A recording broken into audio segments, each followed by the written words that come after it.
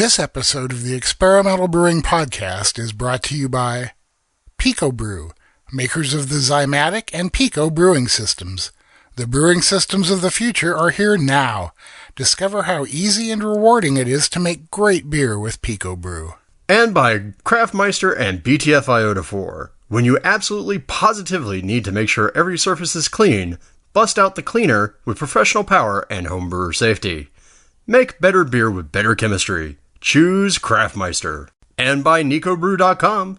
NicoBrew.com is your one-stop hop shop where Nico and his kilt take care of all your hop needs with nitrogen flush mylar and only $5 to ship anywhere in the US, and with great international rates. If you're a pro brewer or a homebrew shop owner, get a commercial account at pro.nicobrew.com to take full advantage of Nico and his kilt. And by the American Homebrewers Association, a community of more than 46,000 beer lovers. Since 1978, the AHA and its members have worked to promote the best hobby there is, homebrewing. Join us today for 6 issues of Zymergy magazine, money-saving AHA member deals, and access to exclusive events and competitions. And remember, relax, don't worry, have a homebrew. Y Yeast Laboratories has provided fresh, premium liquid yeast cultures worldwide since 1986. Choose from our product collection of ale, lager, German wheat, Belgian ale, wine, malolactic, or wild and sour strains for your next fermentation creation. We're here to help you ferment premium products like the professional, Y Yeast. And by you, our listeners. Go to experimentalbrew.com to help support us. Click on the Patreon link to donate whatever amount you like to the podcast and our charities. Click on the Brew Your Own magazine link to subscribe to BYO, or click on the AHA link to join the American Homebrewers Association. Part of the proceeds from those will go to help support the podcast. And thanks for your support.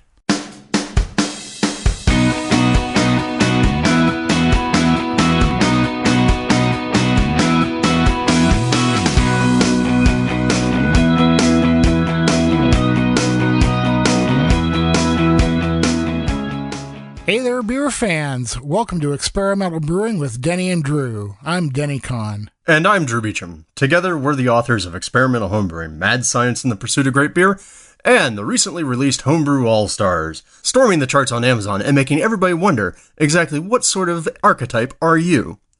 Between the two of us, we have nearly 40 years of homebrewing experience. Now, I'm the guy known for weird beer and strange ideas. And I'm the guy who's known for questioning the conventional wisdom and checking it out. All right, on today's episode, we're going to take a stop at the brewery to discuss what Denny and I have been brewing recently, or what we're about to brew with. And then it's off to the phone bank, where Denny interviews a bunch of homebrewers from some silly club in Southern California. And finally, our last visit to HomeBrewCon, where we're going to present to you, courtesy of the American Homebrewers Association, our seminar, How to Brew Like an All-Star, which means that you'll finally understand what I mean when I said everybody's wondering about what sort of archetype they are. And, and I just want to apologize in advance for the ukulele playing in it, but what the hell, it was fun. So hope you enjoy it. There you go. Okay, and I want to remind you that you can support us a number of ways. You can go to our website, experimentalbrew.com, and you can click on the AHA link to join the AHA, or you can click on the Brew Your Own link to subscribe to Brew Your Own magazine. When you do that, we get a little bit of the proceeds from that, and we use that to help sponsor this podcast. The other thing we want to let you know about is the Patreon link that's there. If you click on that, you can support our charity. Our previous charity was Freedom Service Dogs, and we raised, $470 for them? Yeah, thanks to a last-minute donation from the Hopheads of Southeast Missouri. Yeah, we managed to raise $470 in the first half of 2016. Not bad for a little podcast. Man, that just rocks. I'm really happy, and I want to thank all of you out there for helping us do that and for helping these dogs and the people they're going to. But the other thing is that means it's time for us to pick a new charity, and we have some ideas, but we want to hear from you guys what your ideas are. So if you have an idea for a charity that could use some funding, email us at podcast@experimentalbrew.com, and we'll put your idea into the mix and choose a new charity here shortly. Denny, does my bank account count as a charity? I'm sure it does, but you're going to have to go hit up people on your own. Damn. Damn indeed. Okay, we're going to take a little bit of a break here. We're going to wander over to the brewery, and when we come back, we're going to tell you about some of the ingredients and equipment that we've been playing with lately.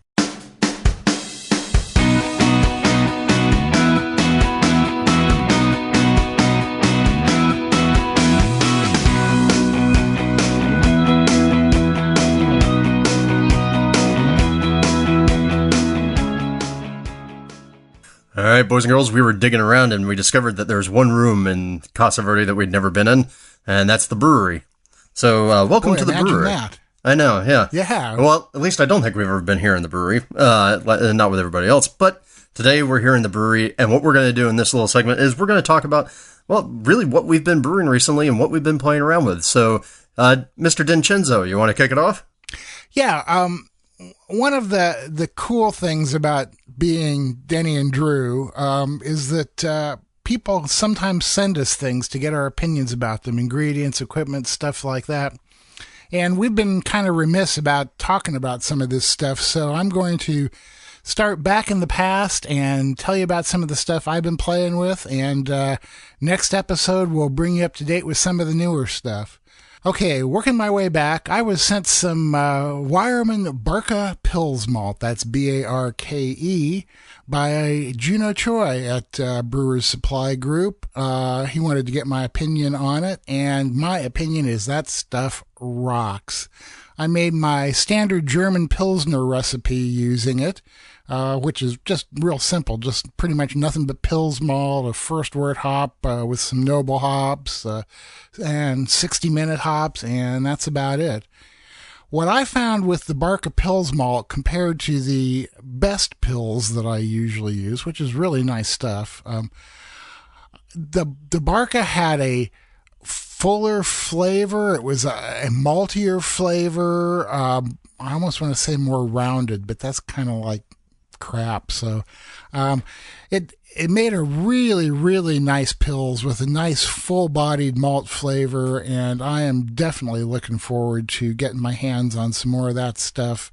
As I said to Drew, hey, I'd even buy some of that. Well, and real quick, that's basically, it's an heirloom malt, right? It's kind of a German equivalent to, say, a Maris Otter. It's an older malt that kind of almost died out, but Weyermann's been keeping it around. Yeah, exactly. And, and Maris Otter is kind of an apt comparison because it kind of has the same comparison to standard Pils malt as Maris Otter does to normal pale malt, just kind of a kick it up a notch kind of thing to it.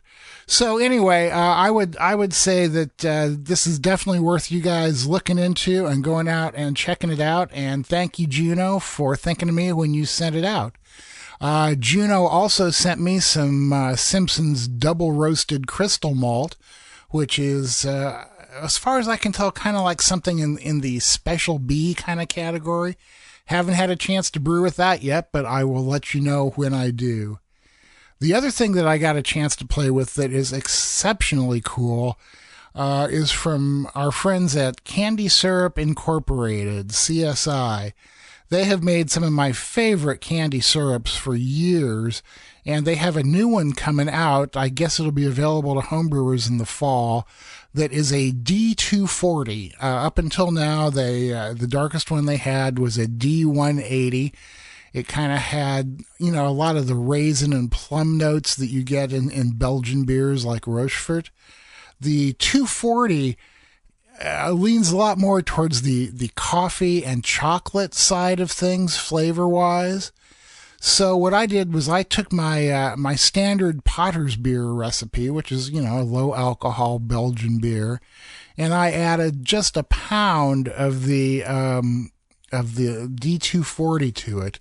Really, really darkens it up. This stuff has some real color to it, and gave it just a hint of that coffee and chocolate flavor. I'm looking forward to pulling out my basic kind of like Rochefort recipe and giving it a try in there as opposed to the 180 that I usually use.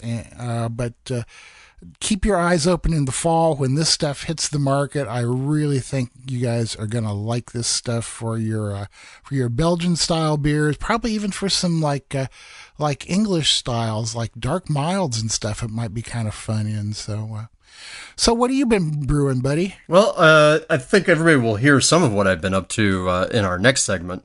But yeah, I've brewed a bunch of Saison, big surprise, and I managed to this time to keep going with my yeast strain guide. I have the yeast-based Saison strains, both their Blend 1 and Blend 2, and their Wallonian Farmhouse in a batch of my Saison Experimental going right now. In fact, they should be transferring to the kegs this weekend. And then I also got, from Juno as well, I got some extract, and I made a really nice, funky kettle sour beer with the extract that people will hear about. But the thing I'm really, really super excited about, two things. Or actually, three things, sorry. The things I'm really excited about are got to play around with a jaded hydro chiller, which I know you and I will be talking about shortly, so we'll save the information on that for a little bit later. Right. But I also got, in the mail, I got a strain from White Labs' Vault called the Leeuwenhoek Saison blend. It's a blend of a couple different Saison yeasts that they released from their vault, and I have that to play with now. Everybody who's had it down at the White Labs tasting room raves about it, so I can't wait to throw that into a batch of Saison. And then from Bootleg Biology, I've got two strains that came in. One is their Saccharomyces arlingtonensis. I butchered that terribly, but basically wild Saccharomyces captured from around the Arlington, Virginia area. And then also they took from the Milk the Funk meetup in Baltimore at HomeBrewCon. They took a whole bunch of samples from everybody's beers that they had and produced their Balti Funk Mega Blend. And so I have that as well. Cool. And that's going to be fun to play with. Yay! Boy, no kidding, man. I met those guys when I was in Nashville about 1.5 years ago for the Music City Brew Off, and they seem like really nice people, and they are really dedicated to getting some really out there yeasts for people to play with. So yeah, well, and hopefully we'll have them on the show before too long because pretty damn rad. Yeah, right. Okay, so that's just kind of like getting caught up on stuff that we should have talked about a long time ago. Next episode, we'll be talking about more stuff. We had some Loughran family ale malt that we've been brewing with, some Great Western Sacra 50, and the chillers from Jaded. Drew and I each ended up with a Hydra and a Corny Pillar to check out, and I've used the Hydra. Hopefully you'll use the Corny Pillar this coming week, and then we can start talking about those. But in the meantime, we're going to take a quick break, play some music here, and when we come back, we'll be talking to Falcons who are brewing with Falcons. Never wait for fruit to be in season again. With Vintner's Harvest fruit purees and wine bases, you can enjoy consistent quality fruit which was picked at the peak of ripeness. F.H. Steinbart Company, the nation's oldest homebrew store, recommends grapefruit or tart cherry purees for your next sour or wild beer. So make sure to ask for them at your local homebrew supply store where Brewcraft USA products are sold. And remember, not all fruit purees are equal. If it's not in the Vintner's Harvest can, it's not the same.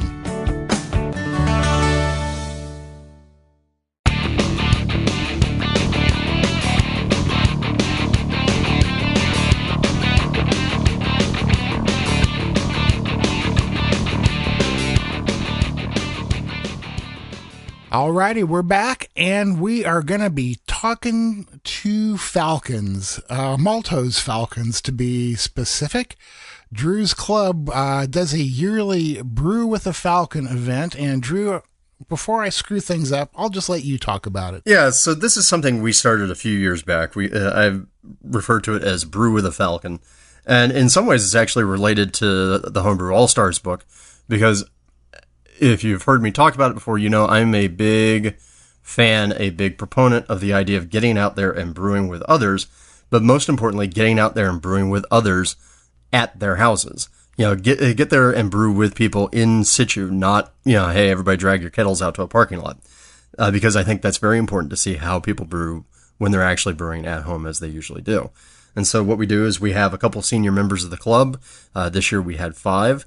Open up their houses and host various members of the club who signed up online to come over to their house, hang out for the day, brew with them, have some food, maybe have a couple of beers, maybe. And in the meanwhile, just kind of learn and have some fun and have a great lesson. And really, just a damn good excuse to brew and have a beer. So while they were doing all that, I made a phone call to Drew and 4 other brewers who were hosting events that day, and they kind of filled me in on what was going on. So here come the Brew with a Falcon interviews, starting off with Mr. Beecham himself. Oh, God. All right, we have Drew on the phone here to start off. How's things in the Pasadena jungles today? They're good. We're at a nice warm 92 degrees. We got a bunch of folks standing around outside, and currently we have 2 batches of beer going. And we're in the middle of the second sparge of our batch sparge of our 15-gallon batch of Saison that I'm going to test with the Yeast Bay Saison strains. Cool. So how many people you got there today?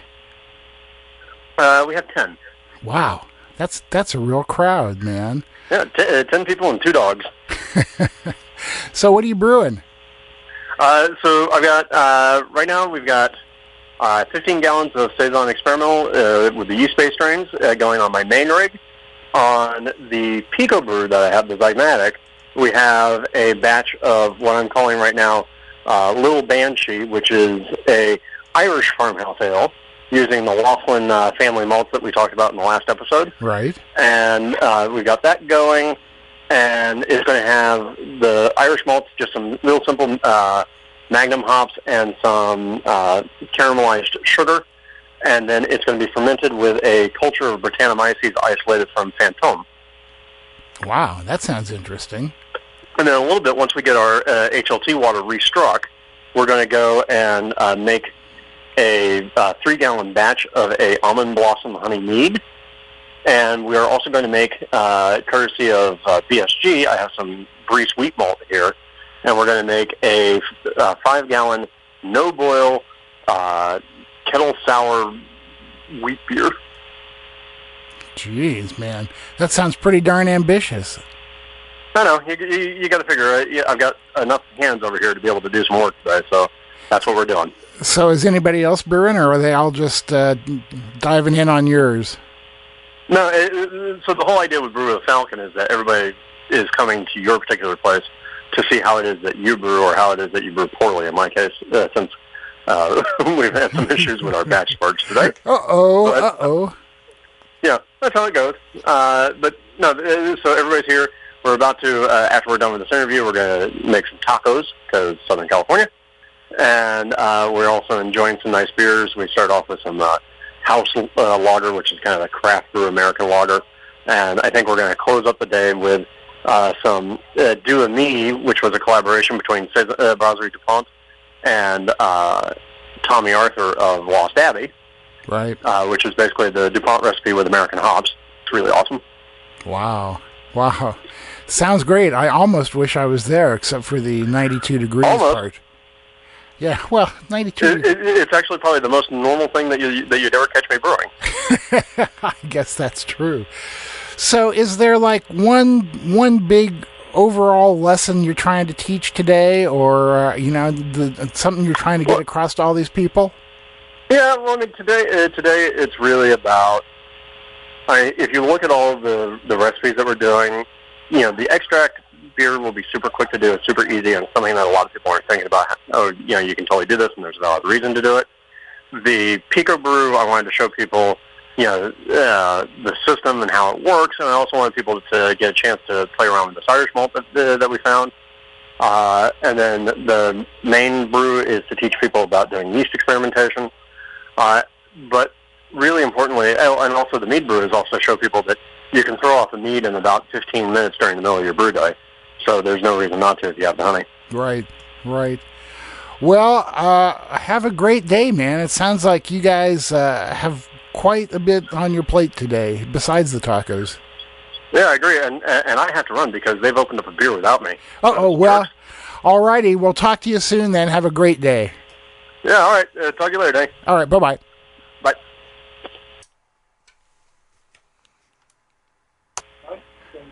Okay, here we go. Just kind of like real radio. Okay. Alrighty, next up here is Craig Frump. Hey, Craig, how's it going today? Good. So, where about in the LA area are you?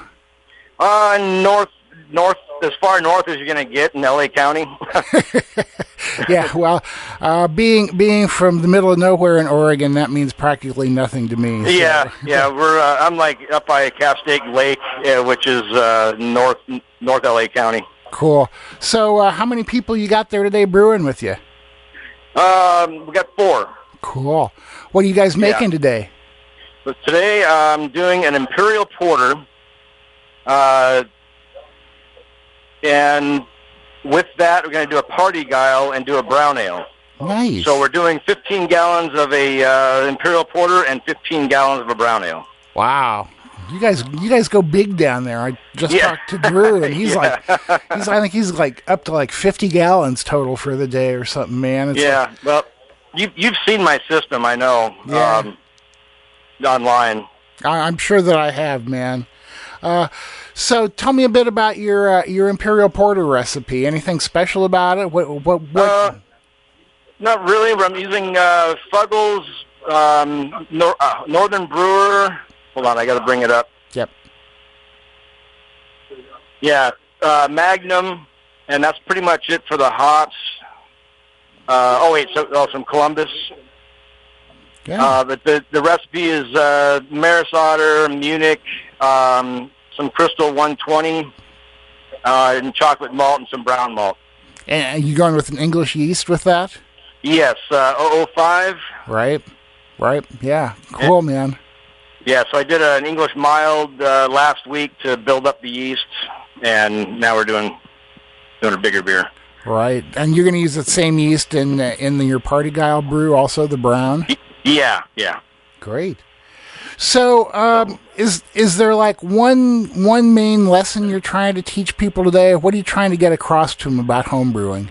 I'm teaching Party Guile how to get 2 beers out of 1 mash. That's a good thing to know for sure. Yeah. So people, a lot of people do big beers and they just end up dumping out a lot of really good, work because they made the beer they're looking for. But if you have another 8-gallon pot, you can boil another 5 gallons of beer and get 2 beers out of it. Right. So you actually have 2 boil setups going at the same time? Yeah. I got 2 30-gallon boil pots set up, and we're going to do 15 gallons in each, or about 20 gallons to start in each one. Right, man. I'm blown away. It's all I can do to handle a 5-gallon batch. Yeah. I'm impressed, man. Okay, well, what Denny's doing is even more. Not Denny. What Drew's doing is really impressive. 3 batches of beer on 3 different systems in one day. But we know he's crazy. Yeah, that's true. that accounts for a lot of it. Well, listen, man, I'm going to let you get back to work because I know you're going to be busy. Thanks for talking to us, Craig, and have a great brew day today. You too. Thank you. All right, man. Bye-bye. Okay, bye-bye.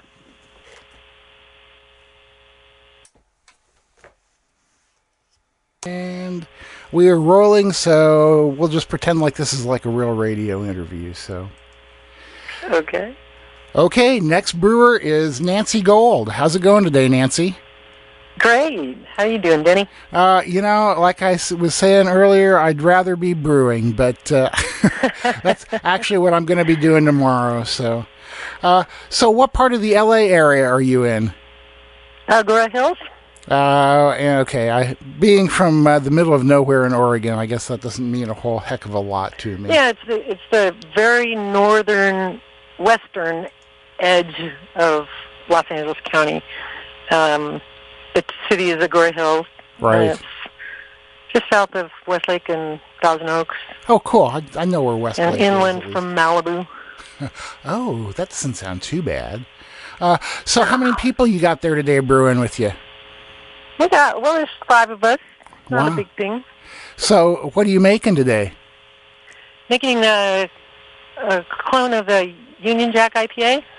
Oh, that's a really good beer. I like that one a lot. So I know, we're drinking it too. that's inspiration and karma, right? That's right. So what's your recipe for that look like? Just real briefly. It's like, well, we're making 10 gallons. It's like 24 pounds of American two-row, and then a little, like, 2.5 pounds of Munich, little Carapils, pound and a half, and a pound and a quarter of, I use the Belgian 8L because normally it would be like a Crystal 10. Oh, yeah, right. Something like that. Right. Yeah, that's the grain bill. What's the hopping like? The hopping it's all over the place. It's like pretty standard in timing, but then it's just like a lot of different little bits of a lot of different hops, kind of. Really? So sorry, I'm going to my recipe now. I didn't have it. Here we are. It's like a Magnum for bitterness, and Columbus, Centennial, Cascade, Columbus, Amarillo. Wow.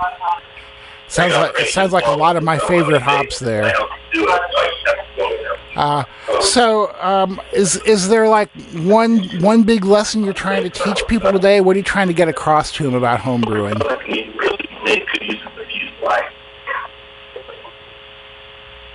Hello, you still there?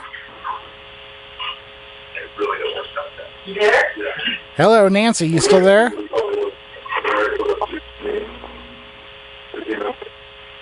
Okay, I think that we are having some phone problems here, and we've lost Nancy. So, Nancy, if you can hear me, thanks for being with. You're back. There you are. Yeah. What? That was weird. What happened? I don't know, man. It's like we had the devil take over the phone line or something like that. The beer devil. Okay. So what did you get? What did you last hear me say?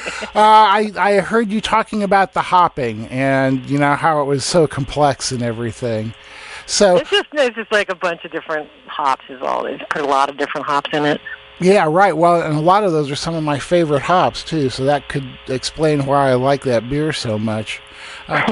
So is there one like particular message about homebrewing you're trying to get across to people today? Well, we're playing Jenga and cornhole, and my message would be you can have fun when you're brewing. It can be a blast. It doesn't have to just be a lot of work. You can have fun too. I'm sorry? I was going to say that is always my message about home brewing. It's supposed to be fun, damn it, and if you're not having fun, you're doing it wrong. Right on. And you can make tacos while you're doing it. Drew is making tacos, too. I'm getting hungry, you guys. This is no fair. Carne asada. Oh, jeez. Now I'm really jealous. Okay, Nancy, well, I'm going to let you get back to work now. Thanks a whole bunch for being with us today. Okay. Yeah, no problem. All right. Talk to you later. Okay, thank you. Bye-bye. Bye-bye. Almost there. Okay, we're rolling. Next up, we've got Dominic Washington. How's it going today, man? We're doing good. How are we doing? It's like I've been saying to everybody else, I'd be doing a lot better if I was brewing like you guys are. But hey, you're still part of the team and involved, it's a team effort. We got to make this happen one way or another. Cool, man. Well, I get my chance tomorrow. I've got all my stuff ready to go for brewing tomorrow. So, unfortunately, it's going to be the hottest day of the week here tomorrow, too. So, shoot. Yeah. Well, I doubt it's going to be as hot as last week. I can get it's been really bad down there, huh? Yeah. Well, we're down in Downey, so we're kind of coastal. It's not too bad. Oh. It's actually kind of nice. That's nice, man. So, how many people you got there brewing with you today? So we're doing 2 beers today. One is our standard all-grain batch. We're doing 10 gallons of an amber ale, which will get turned into a strawberry amber ale after primary is complete. But we're also, by the notion of Drew Beecham, we're doing a little extract beer, a 5-gallon Citra IPA with the BSG Bryce light Pilsen malt that we got from BSG. Wow, that's cool, man. And then, well, actually, also let me just touch in. We're also making a variety of breads based on spent yeast and grain from various different types of beer profiles, or I should say beer mash grain. What am I trying to say? The grain bill, and then we're using also not only lager yeast but ale yeast to do different types of fermentation in the bread that gives different flavors based on the malt sugars that we feed it, derived from little mini mashes that we made to get the bread starters going. That is freaking insane, buddy. That sounds really cool. Bread baking is my my other hobby besides brewing. I'm a dedicated sourdough bread baker. So love baking. Yeah, my grandfather was a baker, old Italian baker. He ran a bakery in Southgate, and so I have all of his old equipment, and I just grew up watching him bake. So it was a natural progression, honestly. It started out with making dog biscuits because my dogs would eat the spent grain when I was transferring it to the compost pile. Right. And then I stumbled upon, it's okay for them to eat, and I found recipes, and I saw you could actually bake with it. And yeah, now it's a downhill slope. You know how it is. Yeah, man. And I think that my doctor would rather have me find a different hobby, It's like... Yeah. I told him I was going to get into cheese making too, and he almost had a heart attack. Well, just because of the LA Beer Week kickoff party that Lily Madrid organized for the Falcons, she got us involved, and we made some sodas, and now we're on a soda jerk kick, man. Like, the soda thing is kind of awesome, and people have been hitting us up, seeing that they want it, so we're just like, hey, we got the expertise as brewers to kind of just whip sodas out, and it's a lot of fun, too. We actually made a 7-Up clone and a ginger ale yesterday for today's brew day, so we can have nice non-alcoholic beverages. That is a great idea, and hopefully people out there will take note of that and try it themselves. So is there... Yeah. What is it you're trying to get across to new brewers today about home brewing? Well, definitely in the sense with the extract brew, we're making this thing happen fast. We mashed.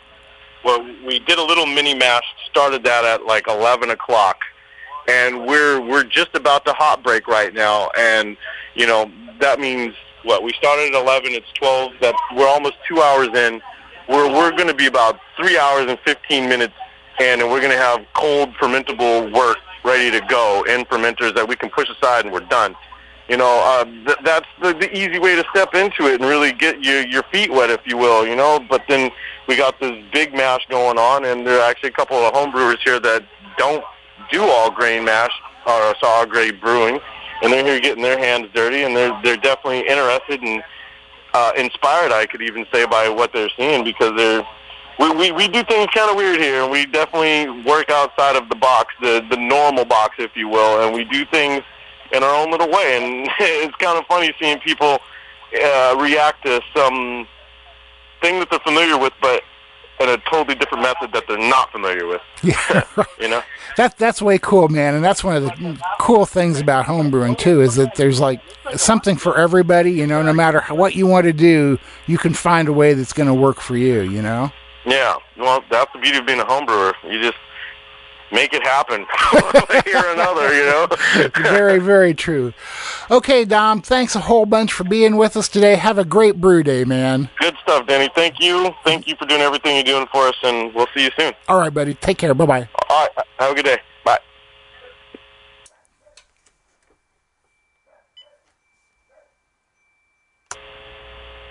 All righty. Here we go, man.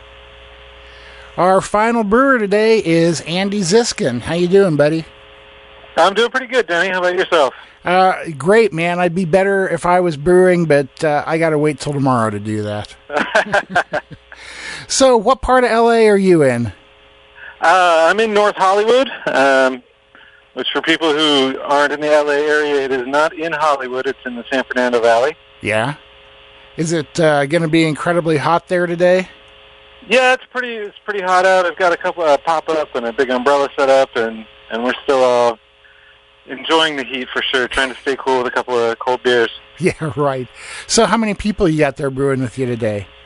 I believe it's myself and 8 other guys.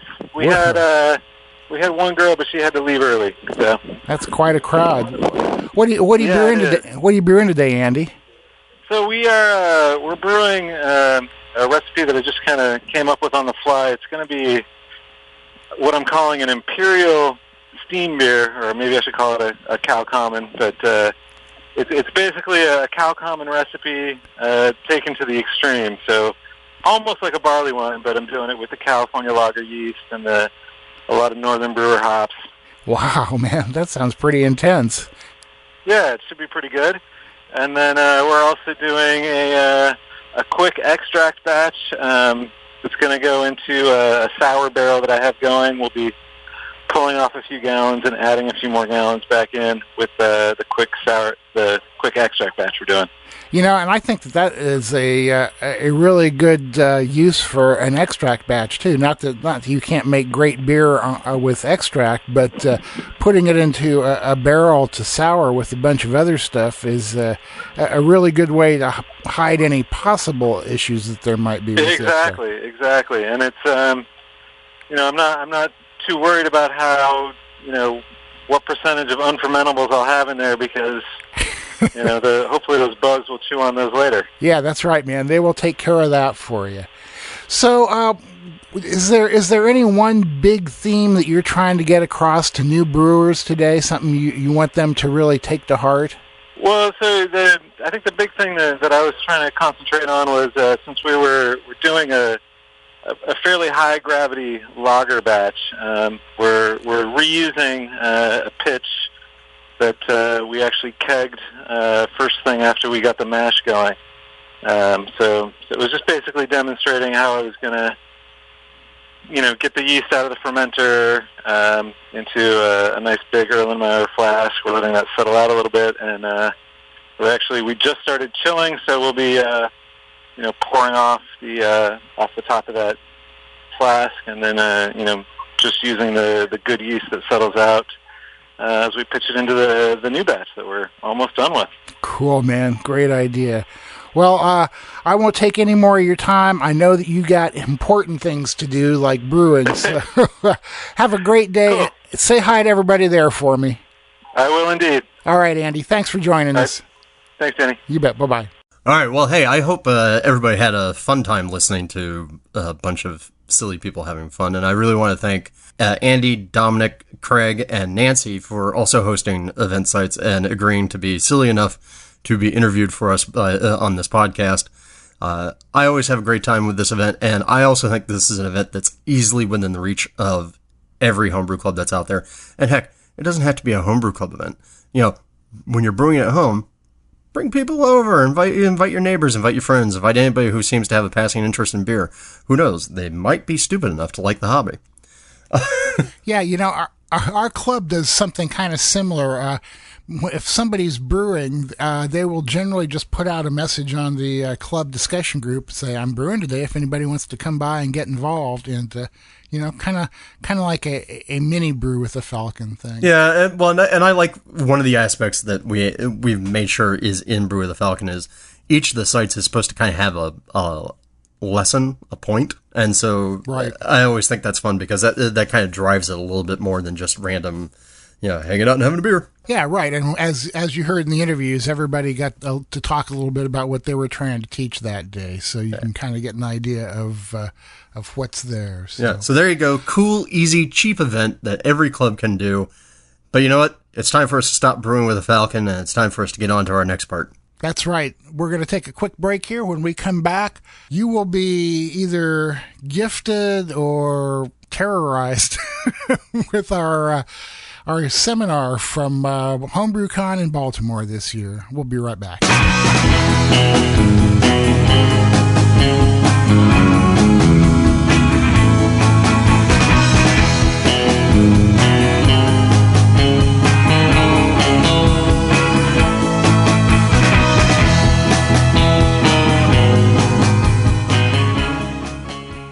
All right. At HomeBrewCon in Baltimore this year, Drew and I did a seminar together, and it was called Brew Like an All-Star, based on our book, Homebrew All-Stars. And we kind of detailed some people and what their lessons are, and kind of talked about how you can be an all-star too by teaching other people. So without further ado, here is How to Brew Like an All-Star by Denny and Drew from HomeBrewCon 2016 in Baltimore. Ladies and gentlemen, please be aware before we start this recording, if you have small children or those who are easily mentally damaged, please be aware there is ukulele playing. Please protect those that you care about. Put the earplugs in. Hello, everyone. Thank you for coming. This talk is How to Brew Like an All-Star with Drew Beecham and Denny Kahn. If that's not the talk you want to see, check your guide and go there. Or stay here and listen to these two. A couple of housekeeping things. Please shut off your phones, put them on silent, or turn them off entirely. Please also be respectful to the speakers and don't have loud conversations. If you want to talk about, something else, feel free to go outside. If you want to exclaim loudly at something they said, then you should stay and do that. Let's see. So, okay, the other housekeeping thing is that in the guidebook there's a typo. The members meeting tomorrow is not on the 100 level 307-308. It's on the 300 level 307-308. That's the room you're in right now. So the members meeting will be here tomorrow. And that is everything. So, Drew Beecham and Denny Kahn. Probably don't need much of an introduction, but I will say that they've both been brewing for a very long time. They've co-written 2 books. Drew's written 2 by himself. I guess because he doesn't like to share with Denny all the time. That's just the way they are. Although they do have a very close relationship now with the 2 books under their belt, and maybe working on a 3rd one. We'll see what happens. 3rd and 4th. They've got the podcast going. They're both very busy. Check out Denny's website at dennybrew.com with his Cheap and Easy Brewing. I know a lot of people have taken up batch sparging thanks to Denny. And Drew has written some of the crazier recipes I've ever seen, including an avocado. Was that a Saison? Guacamole Saison. Guacamole Saison, yeah. Some pretty crazy stuff. Clam chowder Saison. I didn't see that one. I think I'm grateful I didn't see that one. Anyway, so like I said, the title of their talk is How to Brew Like an All-Star. I think the quick and easy answer for that is to be Drew Beecham or Denny Kahn. But since that's not accessible for most of us, they're going to explain their way. So here you go.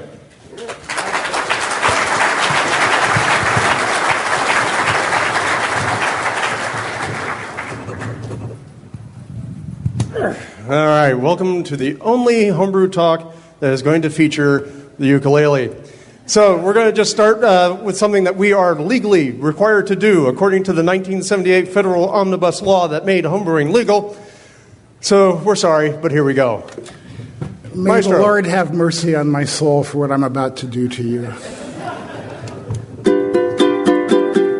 It's just about time. It's just about time.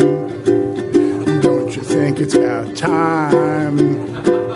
We talked about beer. Sing along! So come on in. Yeah, come on in. Just come on in and pour yourself a beer. Everybody sing! Beer, beer, beer, beer. Beer, beer, beer, beer. Beer, beer, beer, beer. Beer, beer, beer, beer.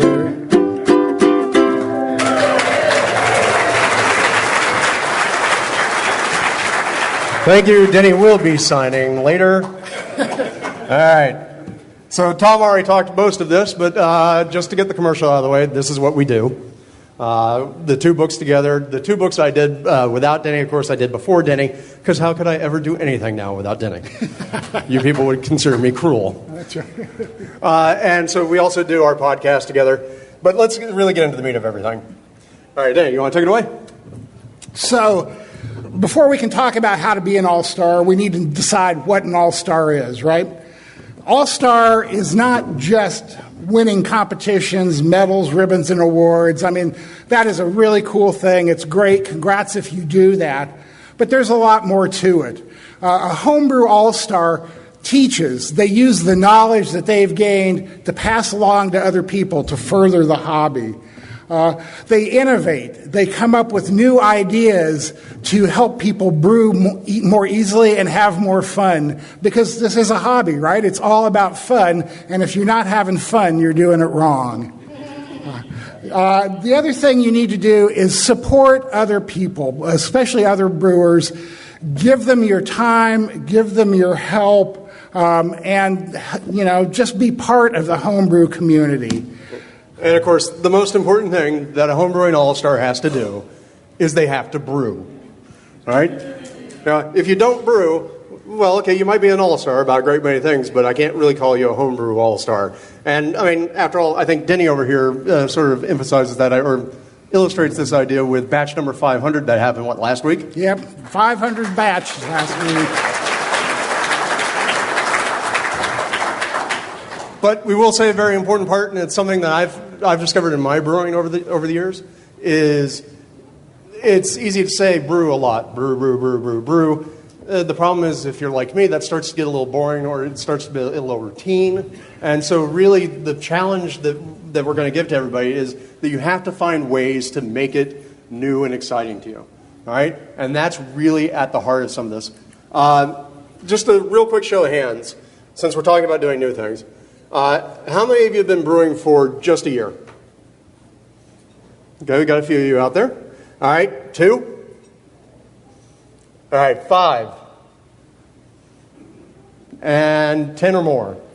Oh, come on, let's go for 20. Okay, right. 20 or more. 20 or more. Whoa, 25? Since the day you were born? I've been fermenting right here since the day I was born.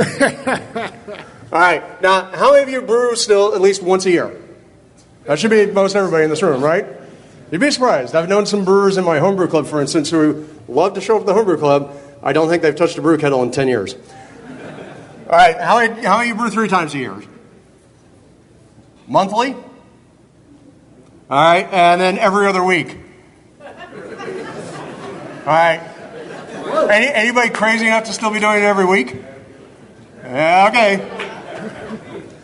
All right, and then how many of you out there have tried a new ingredient or technique or style in the last 4 batches? Yeah! My people. You people Thank you. rock. All right. So here's our all-star experiences real quick. I started out in 99. I got started by doing batches beer with other people because I have a real strong belief that brewing is one of those things that's best learned by doing and best learned by doing with others. And so I brewed at least 20 different batches of beers, and I did something very uncharacteristic of me. I am a nerd, first and foremost. I know that's a shock, but I am a nerd, which means I have all the nerdish antisocial tendencies, which also means I tend to go home and go, I am home, right? I don't tend to put myself out there. But when I started brewing, very uncharacteristically for me, I invited myself over and brewed with 20 other people by going, hey, so you're brewing, you mind if I come over and hang out? I'll bring some beer. Amazingly, that actually seems to work. All right, Denny.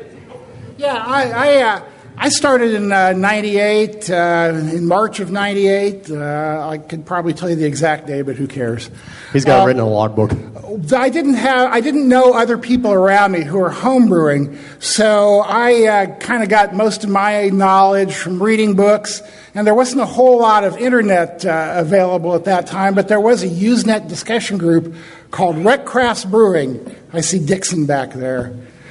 Mike Dixon was on that also. He's probably one of the first brew friends that I met, although I didn't meet him until years later because we were online in this news group. So basically between that and the Homebrew Digest mailing list and a couple other online resources, I kind of figured out how to do all grain brewing and did it all by myself the first time without having anybody else seen it. And like Drew said, just last week I brewed my 500th batch of beer. So, you can do it yourself. It's easier if you have somebody to help you. Real quick, how many of you have ever had a question answered by Denny on an internet forum? I'm fairly certain there isn't an internet forum that Denny is not on. Well, okay. All right, so here we go. Let's quick questions here. So you see our two different experiences. How many of you have been brewing a lot with other people? All right, how many of you do your brewing primarily online? Or your brewing informational stuff? All right, so it's mostly people still brewing with others, which makes me happy. Maybe it doesn't him. All right, so when we did the book that this talk is named after, we did a big survey. And we sent it out on the internet. We had over 600 people take it. Of course, given the audience selection, you kind of have to take some of the results as a grain of salt. The average homebrewer from our survey, 30 to 39, the average age is 34, works in a technical field, with the vast majority being in some sort of IT, and then has graduated college or beyond. Anybody surprised by any of that? Yeah. How many of you work in the IT world right now? Uh-huh. All right. And then we also used... Exactly. Well, and we didn't ask about gender and race, but the HA has in the past. 94% of our respondents were male, 78% of them were married, and 88% were white European descent. None of which is surprising, but we also totally forgot to ask about probably the most crucial question, but we decided it was too obvious, and we didn't ask it. We didn't ask about the beards. All right. So now we get into our Jung. How many people know who Carl Jung is? Carl Jung is probably the father of modern pop psychology, or really modern psychoanalysis. Was a student or sort of protege of Freud, fell out of favor with him. Is responsible for much of what we talk about nowadays, and he's 100% responsible for any of those online quizzes that you ever take that tries to tell you which one of the hobbits you are. All right. And so amongst Jung's key concepts was a thing called archetypes. And to grossly simplify it and probably piss off anybody who actually understands all this stuff far better than I do, it's basically a fundamental underlying programming for a species. It was what he argued about, and is adapted into our cultures as like these images. He talks about key images a lot: the great mother, the great father figure, the trickster, the maiden, the hero. There's a whole bunch. There's 12 main ones. And we use this all the time in popular culture and marketing. Go and take a look at any fantasy story. You find Jungian archetypes all over this stuff. And naturally, being Denny and I, we decided to do something completely stupid with Jung. So why bother with the archetypes? Because we think it's important to understand the type of brewer that you are to be able to be a better all-star. And also figure out why you brew the way that you do and how you can learn. And we really do hope that this becomes the brewer's equivalent of the Zodiac. You know, instead of saying, hey, what's your sign? You can say things to somebody like, that's such an old school master thing to say. We really want to see that happen. It's not going to, but it'll be fun. All right, it's time for a quiz. Denny, you want to lead the boys and girls? All right, we're going to ask you 5 questions. And what we want you to do is remember what your answers are. If you have pen and paper, write them down. This is going to help diagnose what sort of brewer you are. There's going to be an A, B, C, and D in every category, so rank them in order of which one of those most relates to you, okay? Question number 1. It's 2 a.m. on a sleepless night. To lull myself to sleep, I begin to think about my next brew day. A, that blot of mustard on my shirt from earlier tonight reminds me, a mustard beer would be interesting to try. That's him. Which malt and hop should I use in my next smash beer? C, I should brew an English barley wine so I'm ready for Christmas. D, when do the fruit orchards begin to bloom this year? Okay, everybody got those? Here comes the next question. Hold it. Wait. Give everybody a second. Eeny, meeny, miny, mo. Here we go. Where are you when inspiration strikes you for your next batch of beer? At your local micro flour mill, discovering they have Tibetan purple barley, or reading online about Neo-Mexicanus hops, or wanting to know now that you've heard the name. B, flipping through the pages of Sinmar or AS&S's latest catalog, and if you're that type, you'll know what that means. C, your English pub. D, watching a documentary on the bee men of Africa. All right. Everybody got those? Hold on. I would do think what you were whistling earlier, but I don't want to be sued by Merv Griffin. And I never learned to play it on the ukulele, so you're spared that. All right. Next Okay. In order of importance, rank these elements in terms of your brewing priorities, with 1 being the highest priority and 4 being the lowest. A is developing a beer that makes people go, what? B, dialing in on my process. C, using traditional techniques to make perfect beer. Or D, coaxing complex characters from multiple microorganisms. Okay? 3, 2, 1, go on. When you sit down with a glass of beer, what are you looking for on the first sip? A, a flavor that makes you think, how did they do this? B, a beer that tastes just like the last one you had from that brewery. C, a reassuring blend of familiar flavors. Or D, something so sour you make a scrunchy face. Okay? 3, 2, 1. Last question. Last question. Imagine yourself in the plumbing department of a large home improvement store. If you're like me, you've got the plumbing department memorized. I can walk in there and close my eyes and grab what I need. As you peruse the aisles, what are you thinking? A, I don't know what that thing is, but I need it. B, how would that affect my mash runoff? C, that's just like the valve I saw a picture of in a German brewery. And D, I could use that to make a separate fermenter for my wild beers. Okay, everybody got all that? All right. 3, 2, 1, and here's Drew with the answers. All right, so what we want you to do is go and look at what all your answers were. If you said A as your heaviest answer in terms of what your points were, you are an old school master. Wait, no, that's not right. Ah, dang it, we screwed up the key. All right. I love it. I love it. But don't worry, I know what the proper key is. A is a recipe innovator. Right, so if you answered mostly A, you're a recipe innovator type. B is a scientist process nerd. C is the old school master. And D is the wild one. All right? See, now you know what sort of hobbit you are. All right, so let's do a quick show of hands here. How many people fell into the recipe innovator category? All right, how many of you fell into the process geek? Yeah, my people. Yeah.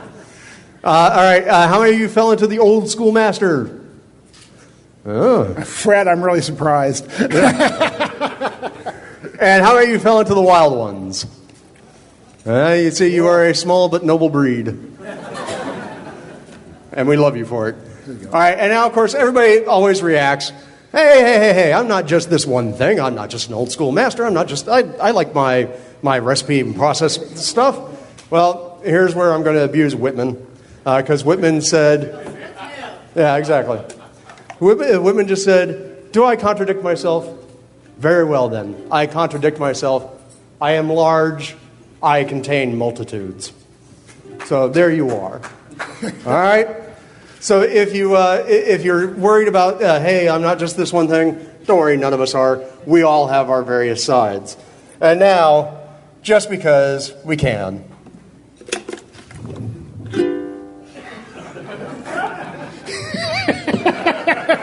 Oh, it's so silly. If beer tradition is what you're after, take a look at the old school master.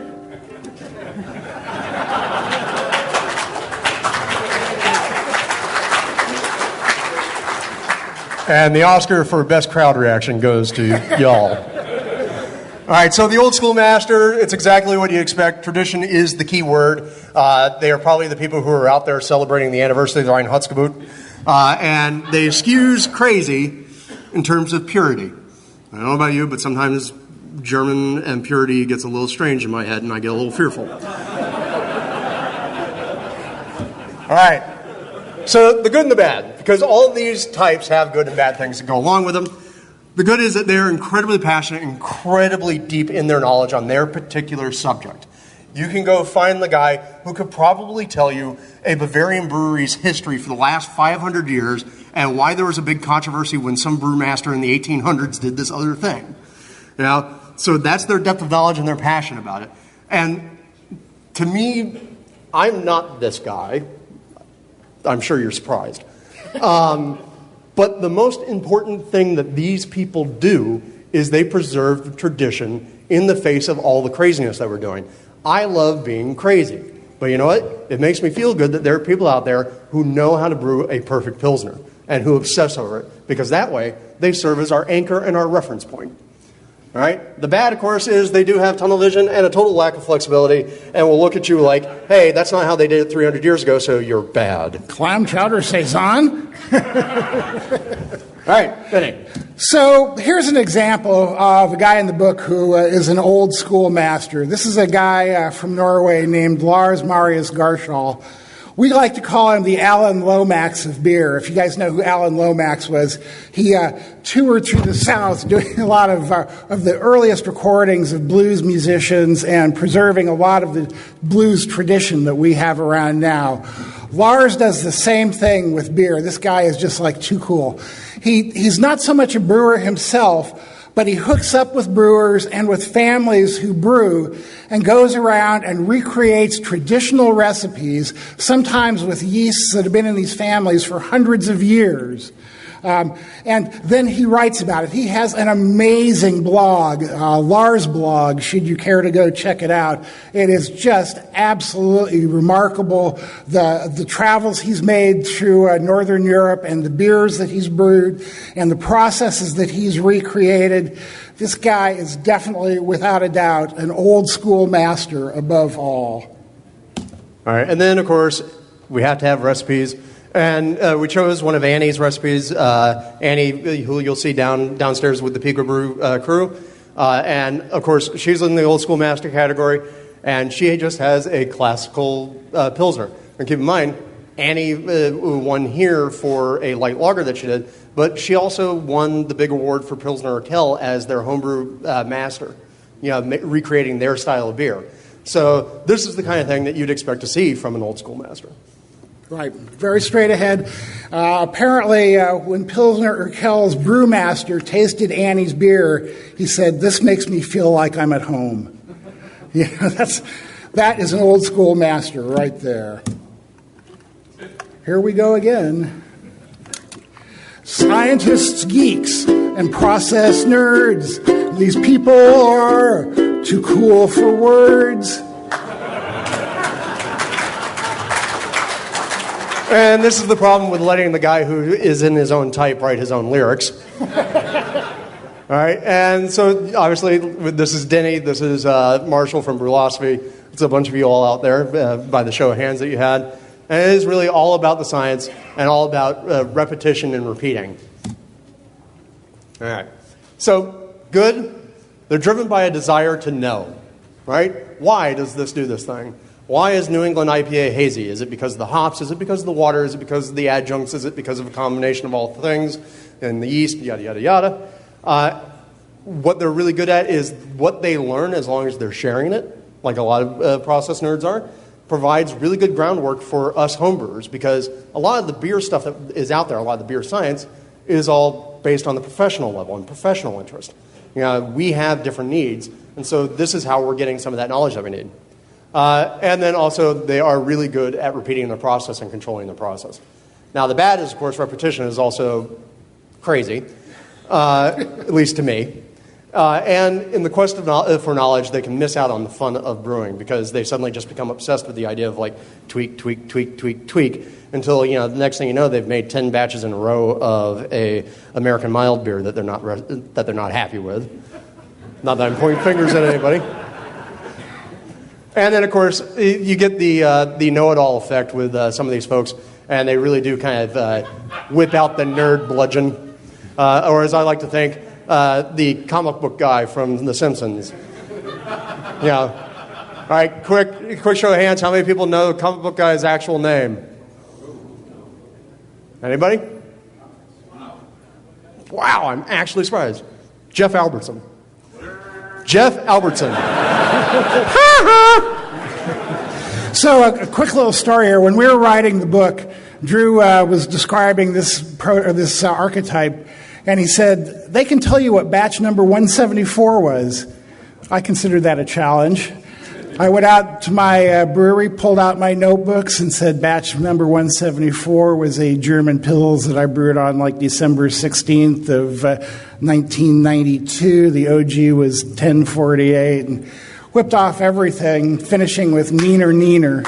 And, yeah, meanwhile, you asked me what batch 174 was, I'd be like, I think that was 2 years ago, and I can't remember 2 weeks ago. So a great example of this type of person is Marshall Schott, and I think probably a lot of you guys know about Marshall. Marshall is the brewlosopher. He's pretty much dedicated, he and his crew, pretty much dedicated to doing lots of experiments to test stuff out and sharing them. And again, that goes back to the definition of an all-star. Marshall has a great website where he posts all the results of these experiments that he does so that he can pass on the info to all the rest of us. So, and one of them that he did was, the typical HSA experiment to see if it existed. He just beat the hell out of a batch of beer, aerating it, and found no negative results to it. The point is not so much that as that he did that and shared the results, and that's what we want you guys to do too. All right, and then on the recipe front, I don't know who that is. That's the mysterious Confoot. But yeah, this is Denny's American Mild recipe. And the reason why we actually use this is on revision 4. Yeah, right. 4 will be coming up. Yeah, so revision 4. And this is the absolute epitome of that sort of thing. Repeat, repeat, repeat. Small tweaks every time, trying to get into his desired flavor profile. So, yeah, and I think that was taken in your backyard, right? No. All right, moving on. Let me just point something out. You see that recipe up there? It's got a mash temp of 148. The next thing I tried after this iteration of the recipe was to mash exactly the same recipe at 165. You know what? Exactly the same results between 148 and 165. Well, yeah, but did you do a blind triangle test? Oh. Uh-huh. Okay, and here we go again. Wild ones can fascinate for more than an hour because their beers are oh so sour. All right. How many people know what that picture's from? All right, you're old. All right, so we listed a couple of our favorite wild ones, most of whom should be here this week. I always like to say that for the wild ones, there is no funk that is too dirty. They do have the patience of a monk, and they quite possibly live on the Milk the Funk Facebook group. If you've been there, then you know that's a crazy place. All right, good. Patience, because, you're not making a sour beer quick unless you're trying to piss off Bob Sylvester of Saint Somewhere Brewing and saying, kettle sour. Creativity, because let's face it, the sour beers that we're seeing from people are such wild and crazy things with flavors you've never imagined.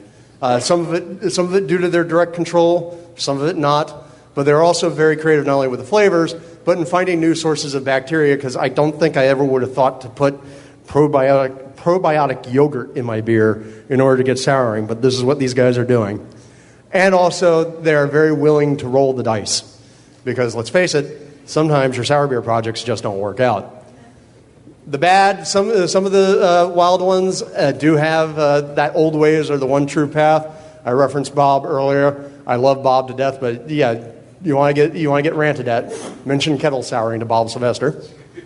They can fall prey to the whole concept of, well, I put so much work into this beer, it can't possibly be bad.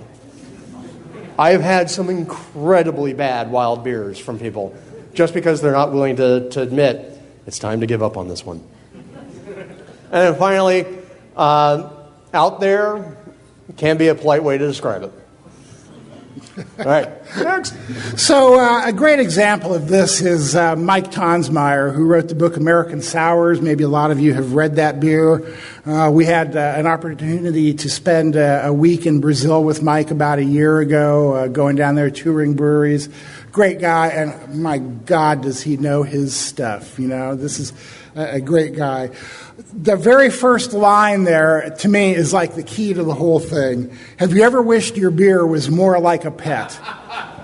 Right? And he's talking about doing a Solera, where you pull some beer out occasionally and feed the barrel with more beer, and it keeps constantly evolving, and you get like a different thing every time you pull it.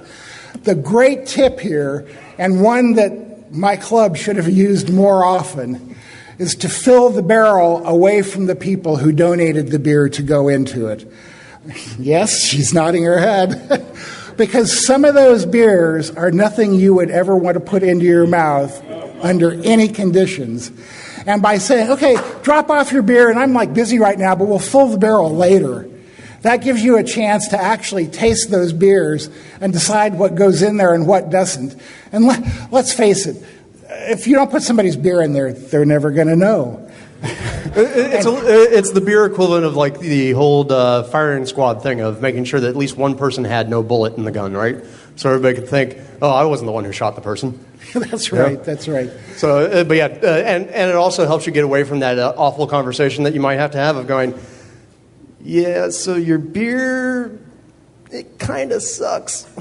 So we can put it in the barrel. My first club experience with this was doing a Flanders Red, and 4 of the guys showed up with Irish Reds to put into the barrel. Well, give them enough time, they would become Flanders Reds in the barrel. Yeah, right. But Brandon Jones' recipe here is a real good example. Yeah, and you can see one of the things that we love. Brandon is really one of the forces behind Milk the Funk. And what is it, Yazoo? Yes. Yazoo Brewing Company sour beer program. And this is his dark funk recipe that he gave us. Fairly straightforward malt bill, and then all of the magic's happening with the yeast and other goodies in there, including some Merlot cubes and black currants. He's a real fan of adding black currants to this beer. And again, this highlights this idea of patience, being able to deal with all these critters, and also finding new flavors that you can add to emphasize things. Like, for instance, the oak adds some complexity. The currants also help boost the sour character. So it allows you to, kind of safeguard your recipe. All right, and I think, we have one more? We have one more. You lucky people, one more. Let's talk about recipe innovators. I'll have to think of a better rhyme later.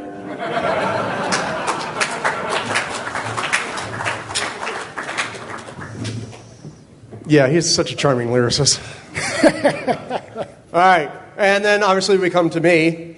This is me. This is actually a shot taken directly from my kitchen. But no ingredient's too weird. No concept is too out there.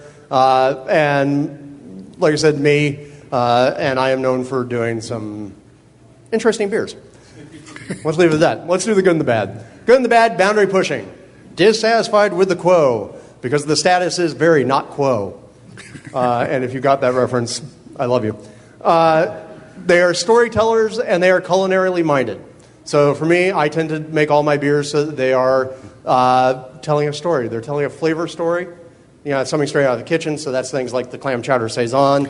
Let's tell the story of the clam chowder saison, shall we? Okay. Well, yeah, so the clam chowder saison happened because when we were writing this book that we were basing this talk off of, it's hard to get 25 people to send you information, right? Because everybody's got a life, and your thing is not their top priority for some strange reason. So at one point, I sent out an email to all the people who were not getting the questionnaires back to us, and saying that Drew had been threatening to brew a Manhattan clam chowder saison if they didn't get these questionnaires back, and he would unleash it on the world, and who knows what kind of havoc would follow.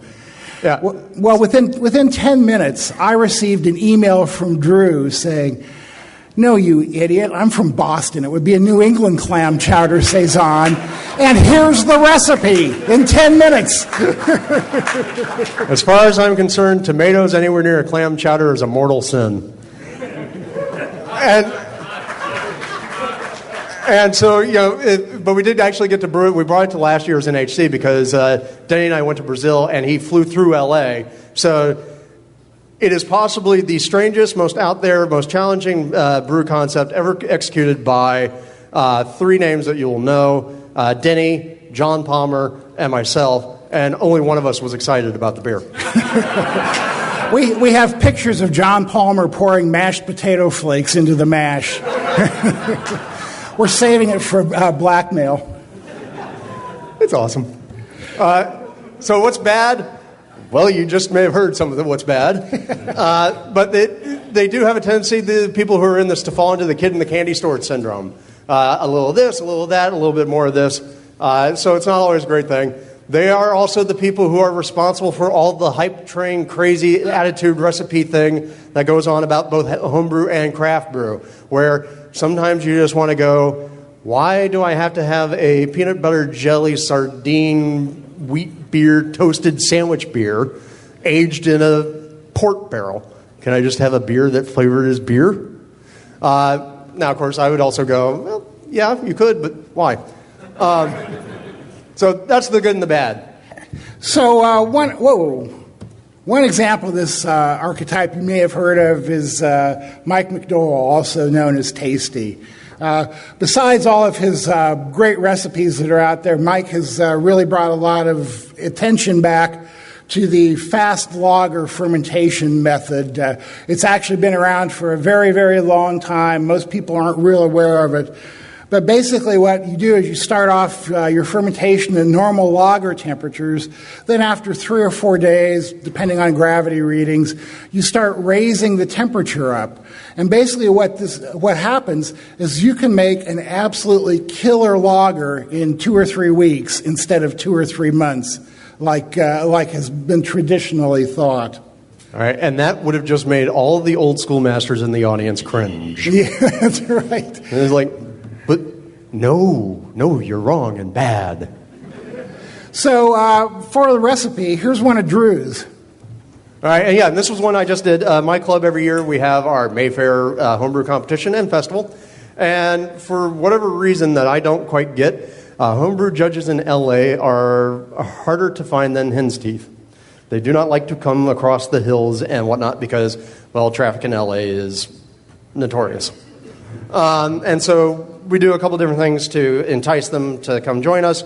And one of them was we brewed a special beer for that event, and we had it actually canned by our local mobile canner.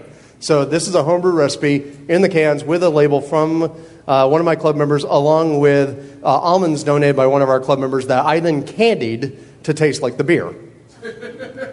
Because why not? And so the whole thing is based off the idea of a Maltese Easter dessert called a figola.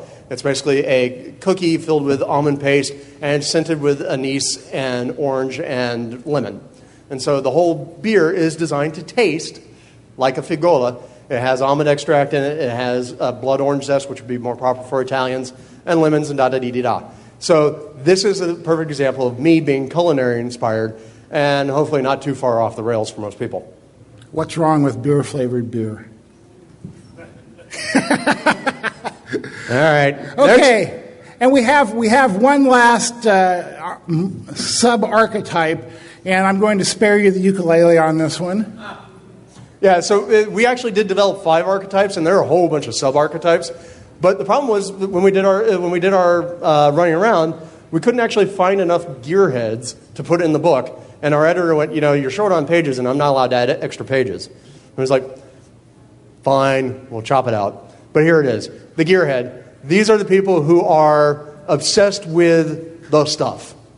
They see the systems, they see the tools. Their homeland is the expo floor downstairs underneath us right now, standing outside the Blickman pod going... So for them also, it just might be that the gear is more fun than the actual beer itself, right?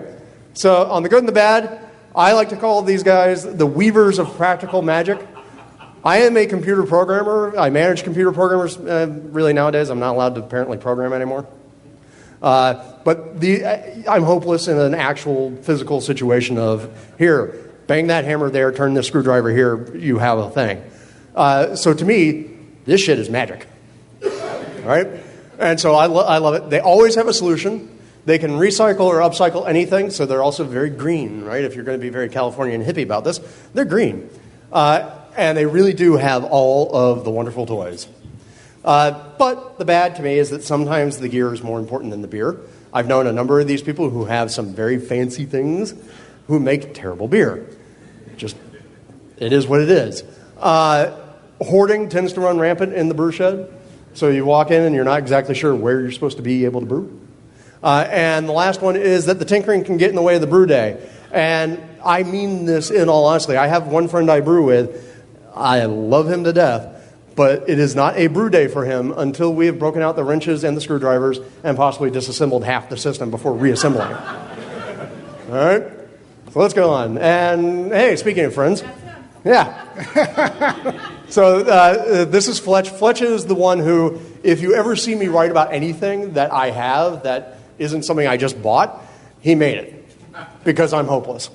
And this is a perfect example. I wrote up about this before. This is making a beer stand out of standard unistrut or super strut, and a full two-tier system with wheels and all of the gewgaws, and put it together with a chop saw and 2 socket wrenches in about an hour and a half for $300. No welding involved. I can take the thing apart anytime I want and readjust it. And so absolutely love it. And it's strong enough that you could park a car on top of it and it wouldn't bend. So, and because we also have to include a recipe, Gary was also one of our other gearhead types. And this is his Mia Wallace Maybach. He's one of the few times that we have a typo on the slide. Uh-oh. The title. I'm an idiot. All right. Come around for round 2 and you'll see no typo. But this is a perfect example of a gearhead's beer because he loves doing what he's doing on his system so that he can get all those rests in. That's why he built all of his gear the way he did. Yeah, basically, he's told me that pretty much the gear is why he brews. So, okay, so here we get to the heart of the matter. How do you become an all-star at home? It doesn't mean trying to be the best Gordon or Jamil or Mark in the Ninkasi Award count. It involves brewing and sharing with other people. So this is my thing. Invite yourself over to others' breweries. Literally, this is what I did when I first started. I went around to so many Maltose Falcons members' breweries. It was weird. You learn a lot of new things. You can try new things. You actually can have social interaction, which is a weird thing for some of us who are nerdy. You can have, you can make things that are special, including more stories. I've found in some of my brewing adventures with other people that blood is a very important ingredient to quality beer. I've also found out you shouldn't drink tequila while you're brewing. And I've also found out that there are people who are former Army members. When they say, hey, let's brew in the morning, they have a different definition of morning than a computer programmer. Showed up to one guy's house at 9 o'clock in the morning thinking, hey, 9 o'clock in the morning, I'm up nice and early. He was already halfway done with his brew day. And he's like, hey, I told you the morning. I'm like, I haven't had my coffee. Right. On the flip side of that, you should invite others to brew with you. Reach out to others and have them come and brew with you. And one of the things that we're doing in my club is I have a thing that we call Brew with a Falcon. And Brew with a Falcon is literally 5 of our senior club members all agree for one day that they're going to do a brew and invite others over to their house. So we put a sign-up sheet on our website, and each place says, I can take 5 people, I can take 10 people, blah, blah, blah, blah, blah. And they come over, they brew. They have a special brew day. But what's most important about it is people get a chance to see how you brew, where you brew. One of the things I always have a problem with when clubs do like group brews where everybody gets together, you're no longer in your normal brewing situation. You're now not brewing the way that you brew. Your magic is going to now be different there. So invite people over and have them brew with you. Yeah, I mean, there's a lot to be learned. For years when I was bottling, I would kneel on the floor to fill the bottles and do all that stuff, because if you look at the new Complete Joy of Homebrewing, that's what it shows people doing, right? And I wore the 70s clothes and had the haircut just like they did too. So, in other words, his current wardrobe. Yeah. And one day I went over to a friend's house. We were bottling a batch of barley wine that we'd made together, and he pulled out 2 chairs and put the bottle on one chair and sat in the other one, and it was like a revelation to me. It saved my knees, So here's what you need to do. You need to explore and experiment. You need to break out of your rut. Although there's been a great discussion on the AHA forum recently about the difference between a rut and a comfort zone. So you need to realize the difference between those and which one is you. But try a new technique, a new ingredient, a new style, even if it's not clam chowder saison, or even just explore a question. And that's one of the things that we try and do on our experimental brewing podcast. We use what we call citizen science to look at a question, get a bunch of people to brew beers, to explore that question, and do a blind tasting. Yeah. And Denny forgot my favorite modification to the words to the phrase citizen science. It's the word sloppy. Yeah. And no, most importantly, do not calcify. All right. Then we get into the education side of things. Hello. We get into the education side of things. Run a tasting and make a tradition of it. So many brew clubs out there, really it seems that the ones I've been to, a lot of times it's a bunch of dudes standing around drinking beer. Not a lot of education going on. And so instead, do some tastings. We do a couple in my club, but do a Christmas in July, do a barrel day, do a mead day. It's still drinking. You're still having fun drinking. But now, in theory, you're learning, which makes it better, right? And then in the same way, do a BJCP class, do a technique class. Actually get out there and do it. We talk about these things. We all know about these things, and we all think they're a great idea. But the problem is actually getting the rubber on the road and actually making them happen. So one of the things about an all-star is one of the people who makes this sort of thing happen, right? That's right. And like Drew was saying, new brewers are the lifeblood of this hobby. We've been seeing homebrewing kind of starting to level off and maybe even decline a bit instead of having the meteoric rise that we've seen the last few years. You guys need to get out there. You need to evangelize homebrewing. You need to talk to people about how cool it is, and you need to share your knowledge and experience with people and get them involved in the hobby. Break out of your cliques. Don't just brew with the same people all the time. Be gently critical, right? Tell people the truth about their beer, but having a conversation that starts more like, boy, let's see what is in this beer. Let's break down the flavors. Yeah, we would advise not doing a spit take. Yeah, right. Apparently that doesn't work very well. Gag and spit is not a good comment, right? Give them a job. Let them help you brew. Take photos, write things up, blog, share on the internet. Why is this so important? Well, it's because friendship, like a flower, blooms with watering, and by watering, I mean beer. Right? That's my kind of flower. So, finally, here is our mega list of all-star tips. Yeah, so I think we're running a little short on time if we want to get into some questions, but real quick, these are all the things that you know, right? These are all the things that we've talked about many, many times over the years, but this is at one part of it. All the other things that we just mentioned, those are the real heart of how you be an all-star. Because again, all-star is not just about brewing. It's about making your brew community and your brew life a lot better and a lot happier and a lot more energetic, right?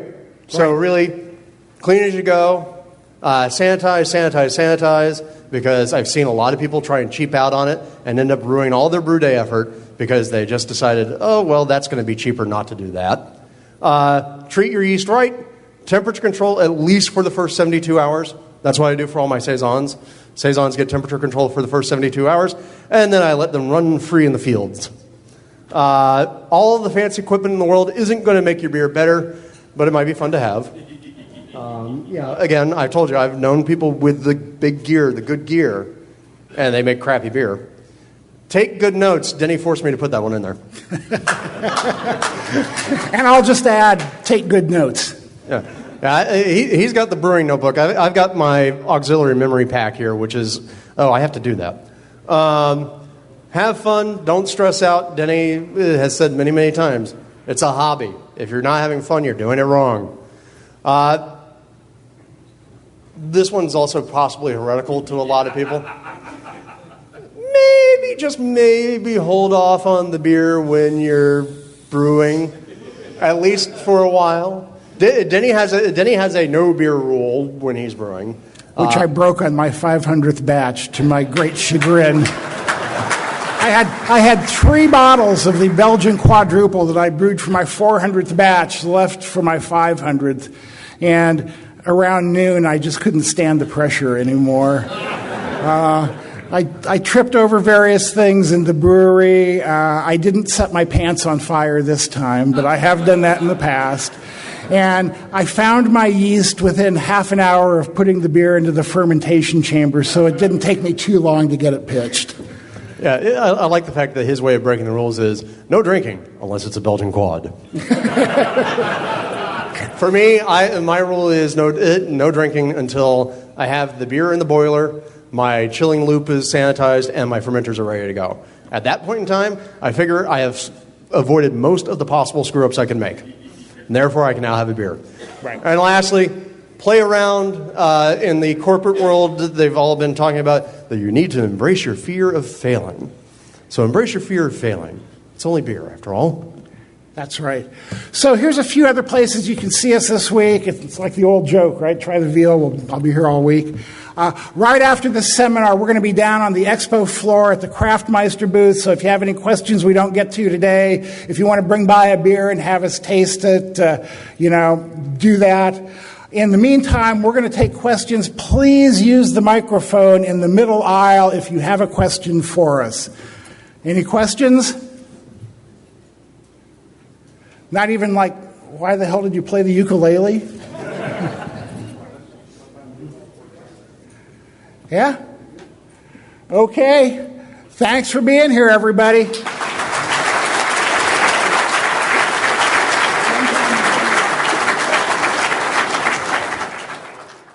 Well, hey, so I hope that you guys enjoyed our little talk. I mean, it's a little bit of the book, a little bit of the podcast, a little bit of the psychology of the world. Really, we want everybody to be out there and having some fun and really sort of being energetic about your brewing because, look, last thing in the world the hobby needs is more comic book guys. We need people who are out there really sort of promoting the hobby, and really the best way to promote the hobby is to have a ton of fun with it.